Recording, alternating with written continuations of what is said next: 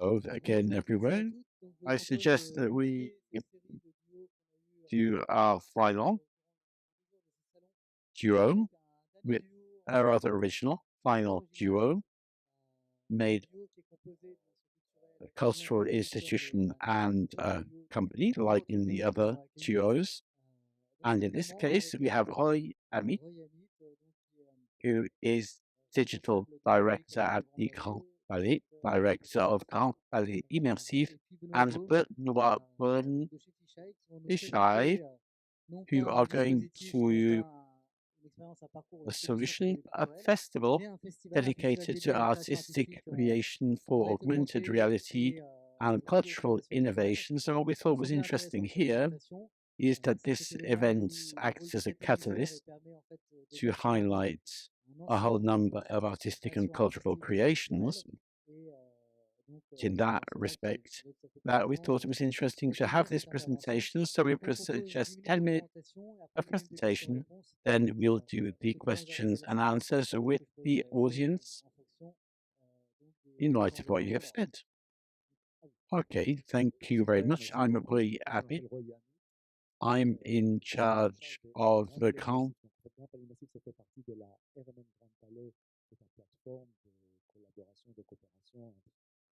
is part of collaboration.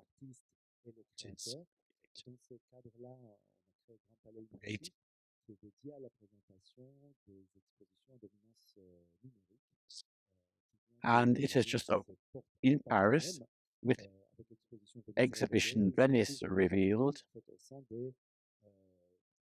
and at the Opera Fest, the pending work that is being done as part of this, we're exploring new exhibition formats, which propose new types of creation of encounter with cultural and artistic content for a broad audience.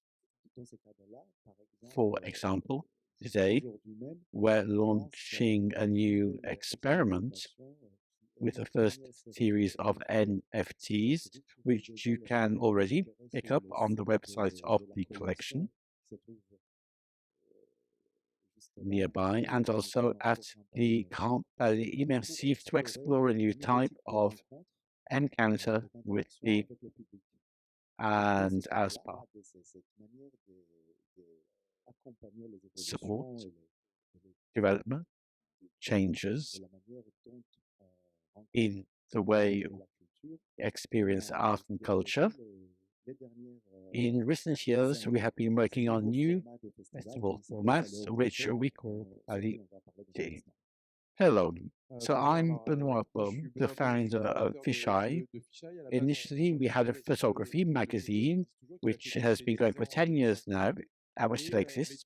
2015-16, we started looking into immersive technologies, because before we worked with Roei, we worked with the Arles Photography Festival, where we, and so in 2016, we created a festival there, which was went on till 2019. In 2021, there was an edition called Les Ailleurs, Activités Lyriques, and with Roei, we created the Palais Augmenté at the Grand Palais. The initial idea was to see how we could occupy the Grand Palais, which was perhaps a little underused because of COVID, and to see how we could gather exhibitions quickly. And we said to ourselves, in 2 months, we can put together an augmented reality exhibition. And then things went on, things changed. It wasn't held at the Grand Palais, but at the Grand Palais Éphémère, where we were there for the opening, with 10,000 square meters, where there was almost nothing. So when there was a 400-meter queue outside and people looked inside, there was nothing. We had a moment of doubt, and then people did play with the works, make use of the technology, and it was quite a special moment. That was the first edition, which was highly experimental. Last year, we developed that somewhat.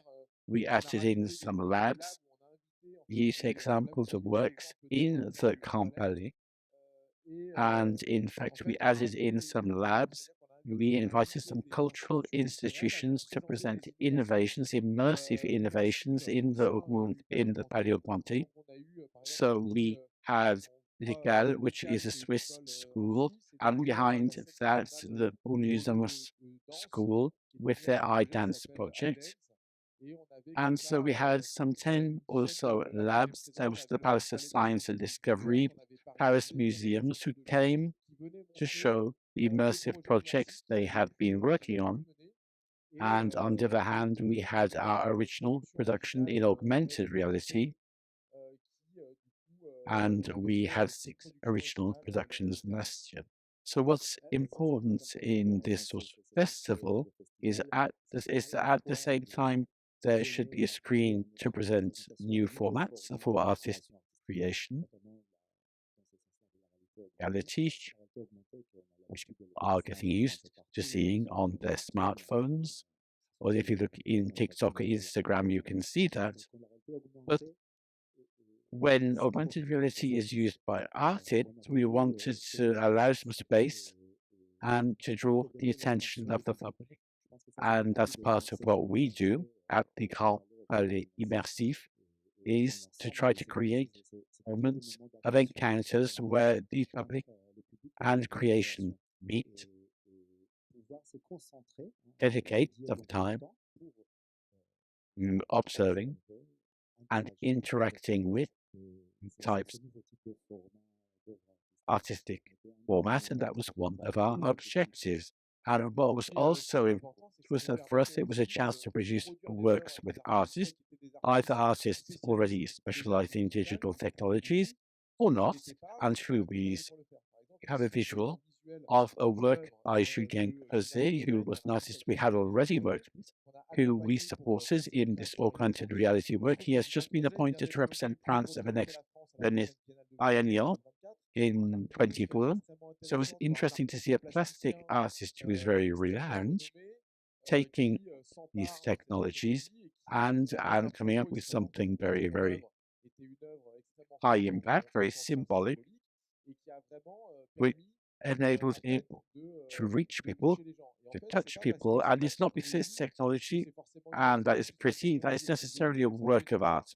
For it to be a work of art, there has to be meaning, there has to be an intention, there has to be something behind it. You have to have an artist giving a viewpoint. And that's really what we are looking for. We wanted not to produce experience, the works of art with artists, demanding artists, and that's what's possible through the alchemy of this place, 10,000 square meters that are empty, where we can dress things up digitally, and this experience with artists, relationships of confidence now have more. Are established, and that reassures the artist in joining us in this adventure. And regarding mission is still to give meaning and to stage, to present works of art of this kind that respond fully to this mission. Today's pixels are like the pigments in the past. In the past, we showed works, and we still do so, plastic artworks with pigment. Today, which adding an additional palette to artistic creation. And what's also important is to say that the number one different laboratories which we propose in this festival give rise to sharing different types of innovations in our different places of creation and cultural action. So the public during the festival can see a brief sample of what's being done in different areas of artistic creation, from plastic art to photography to dance and even science. And what's also important is it's a format that is very interesting because once you have your augmented reality works, it's quite easy to export. And we showed this, we had a partnership with the Institute Confi in a number of venues. There was a demonstration in Erbil in Iraq. It's not easy to send works of art to Iraq, given the situation. And here they just needed to upload an application and to export the data. We did the same thing in a major festival where we also showed works in Saudi Arabia at the Noah Festival, which is a big festival held last autumn in Riyadh, and which also had a big impact because these works designed for the Grand Palais can have their place in other places, other cities, and this was also very successful. So I think it's interesting to see how this agile format can enable us to export works of art without sending a truck or a plane or anything for that matter, not even an email. And I think that is something that's very interesting in the way that we design and export culture today. Thank you very much. Are there any questions from the audience? In that case, I'll begin by asking a first question. It's not necessarily your first attempt at this sort of thing. You also worked together with Fisheye. Benoît, could you tell us about your previous collaborations with the company at Fisheye? 5 years ago, we created a startup incubator, a cultural startup incubator, the purpose of which was detect startups that have something to say in cultural circles and to support. And with Roei, at the time we signed the contract, so the startups in the incubator could test at a real live scale in the venues of the RMN, the innovations, and this gave rise to 3 or 4 interesting collaborations between us. So the National Monuments and Museums has always been highly collaborative. It's an exchange, and we try to provide a little agility and innovative formats, and our MN has expertise, which is also editorial and relations with the public, and that is how we will have found ways of working together. Thank you. I think that for cultural institutions generally, it is very important to keep up the times and not to follow what is being done, but to try to lead the way and to be contemporary. And in that respect, we need to be able to continue augmenting in the meaning of the word, the range of the ways in which we can establish relations with the public. When we innovate or experiment on things, we don't do that simply for the pleasure of doing it or innovating. It's above all to be able and to see how we can continue to develop our relationship with the public. And in that respect, that's why we meet startups, which is it's always very enriching. We don't know everything there is to know about what can be done. So it's by meeting people, creators, and developers, and people who imagine things that we can experiment, try out different innovations to with the times and to come back. So today we have just launched our first series of NFTs. Honestly, I don't know what that is going to amount to today, but is a very important thing to try using to see what it can contribute. And so to come back to the festival and the way in which you monitor what's going on and go hunting out innovations and original artists, how do you organize the festival? How do you select the different works that will be represented in a very short period of time, in 2 months? You put the first edition together. So how did you do that? It's true that the first edition was a bit extreme, and that's not necessarily what we're going to try to do in the future. But there are two things. There are artists from whom we commissioned or works. So we're in contact with them to produce a work of art. And there are artists who have been working for many years, or artists who've been thinking about for a long time, or some people we met last year who weren't ready, but who do feel ready now. And on the other side, you have the labs which we set up of his works that are already produced, but they're not ready to show. For example, there are works we wanted to have last year, which were not ready to be shown because they still needed more development work. And this year we will have them at the Augmented Palace. And so it's also an ongoing, constant dialogue. We also work with schools. This is the third year that we will have the ROLAND and the Gobelin. The CAL is the School of Art and Design in Lausanne, and the Gobelin that you know, and working on to establish a relationship of trust with the schools and with professors. At the Gobelin, we have 40 students or so working for 6 or 7 months to create a work of art. That is part of the relationship.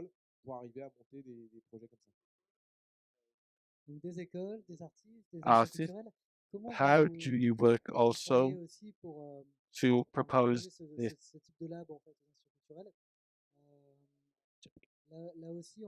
Is the idea RMN to show these innovations in other? What's the objective of all in both? Oui, dans ce sens-là, RMN-Grand-Palais, comme je disais tout à l'heure, c'est une plateforme de propositions et de rencontres. And in that respect, public is obviously the general public and other institutions. And in any case, the world of culture and technology is an ecosystem. And I think in that ecosystem, we're constantly working with partners. And one of the things that we would like to do, and that we do in different places, and is to highlight, to promote this ecosystem whenever alone. And I think that is a fundamental. And then the idea also is to work and to be able to invite Musée d'Orsay, the Orsay Museum, or people who have things to show, things to say, different points of view, people who might not have done things the same way we have. So to offer the public the best things around in immersion at the moment, to show the different possibilities and the augmented reality, virtual reality, photogrammetry, videogrammetry in real time, the performing arts assisted by immersive devices. How we realize that today there are systems projecting onto domes and all sorts of different sound systems, and these systems take all sorts of different forms. And what we're interested in is going and exploring all those possibilities to see ultimately how we can propose new artistic experience to the public.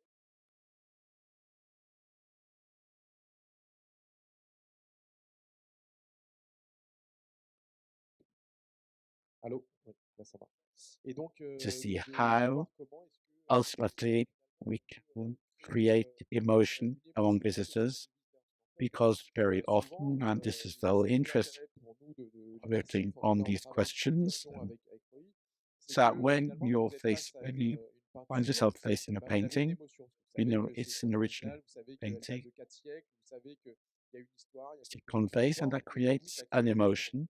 But when you see that same painting in a digital reproduction, often that emotion is not there. Hence the interest of the immersive technologies, which is to see how we recreate that emotion by activating different sensors, different things, which mean that at a given moment there is the visitor spirit which will be focused on that, which will and create the emotion, which I think is primary aim of art. And in that respect, this way of creating emotions shows us that through immersive technologies we can develop this, and what we're interested in is exploring these different ways. Do you have any feedback from the public to see what emotions have been, and this is add any visitor numbers?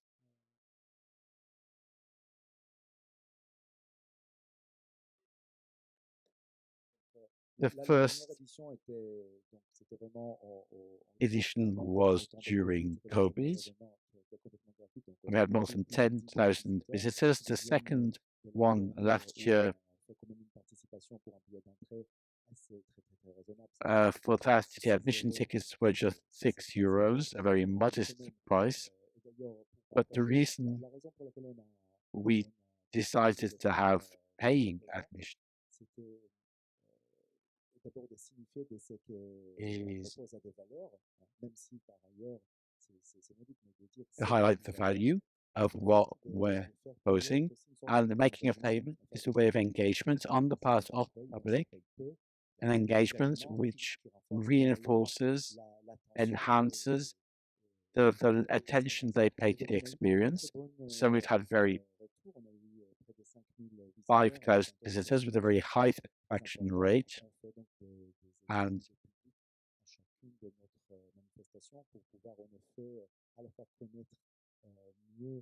so the results have been positive. And we found it was an audience that was many families, which surprised us a little, and we saw there is no technology barrier today at all. And for many people, really, but the technology now is quite transparent in all generations, but the experience in itself is seen as a moment of sharing with the family. In order to collaborate with but there's some tips here. We have managed to reach beyond the circle of regular visitors and to reach a broader audience. And also, I think that what's important as well is that we did a questionnaire. We distributed a questionnaire among the visitors, and the satisfaction rate was quite high. But the only criticisms we saw were that perhaps you haven't taken up risks. We want more ambitious works. We want even more. And perhaps sometimes we held back a little bit we didn't want to go too far. Didn't want to demand too much, but we see that they do want work with real content, real ambition, real scale. And that's something we're working on for the next Palais Augmenté, which will be at the end of June 2023. So that was my final question. So what are you planning for 2023? So you have the third edition, and any possibility of it touring? Alors, what is planned is that thanks to the experience of the first 2 years, we have succeeded in putting together a bigger budget, which will enable us to produce even higher quality works. And we are thinking in particular, we'll have artists who are more international, with perhaps greater renown, We're also going to work on a hackathon with some 100 students to have them develop an immersive work together over a period of 2 days. We're going to lock them up in the Grand Palais for them to work day and night and produce a work. So we're organizing that. So these are things that often happen in IT development, but not often in the world of art. So we want to take up that challenge, and we're going to have a cycle of conferences, a series of conferences, and we're going to try to really work with creators on this, because often we hear that people are developing tools or organizers. I think the most interesting thing is the artist. And having said that, there is the whole creative aspect which is there, and the works. So there are works which have been commissioned. I can't reveal everything, but in the labs we will have cultural institutions, major French or international cultural institutions, and in terms of touring, we're thinking of the format, but we have been contacted by a number of venues. Okay, thank you very much. A quick word on 2023, Roei, on the projects of the Palais Immersif. Well, yes, as I said, I'm repeating myself for the first time, take two more, and there will be NFTs from today. The exhibition on Venice, which will be closing, so a new exhibition with Yella, Alphonse Mouchat on Alphonse Mouchat on the 21st of March, with more experiences and different possibilities as we try to go even further, working on olfactory notions. In case, thank you very much for your presentations, and we therefore mark the end of our innovation duos. And we'll see you next year for more innovation duos. Thank you very much.